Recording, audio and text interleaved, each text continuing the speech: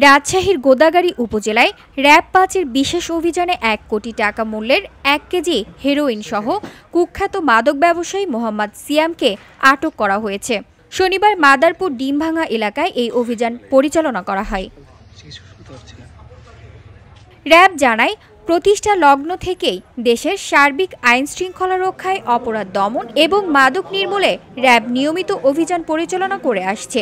এরই অংশ হিসেবে গোয়েন্দা তথ্যের ভিত্তিতে সিপিএসসি র‍্যাব ৫-এর একটি দল বুধবার রাতে মাদক বিরোধী এই বিশেষ অভিযান পরিচালনা করে। সীমান্তবর্তী এলাকা থেকে সংঘবদ্ধ একটি মাদক চক্র দীর্ঘদিন ধরে বিপুল পরিমাণ হেরোইন দেশে পাচার করছে।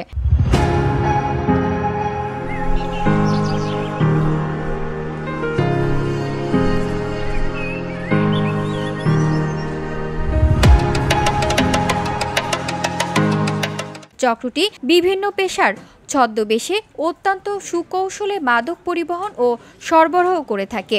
গোয়েন্দা নজরদারির অংশ হিসেবে র‍্যাব ৫ দীর্ঘদিন ধরে চক্রটির গতিবিধি পর্যবেক্ষণ করছিল। অভিযানে ১ কেজি হেরোইন, একটি মোবাইল ফোন ও একটি সিম কার্ড উদ্ধার করা হয়।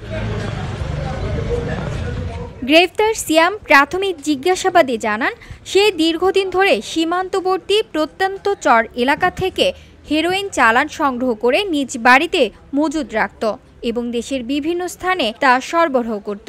গতকালও সে পদ্মার চর থেকে মাদক সংগ্রহ করে বাড়ির চালের ভেতরে লুকিয়ে রাখে। পরে র‍্যাব সদস্যরা উপস্থিত সাক্ষীদের সামনে পলিথিনে মোড়ানো অবস্থায় হেরোইনটি উদ্ধার করে।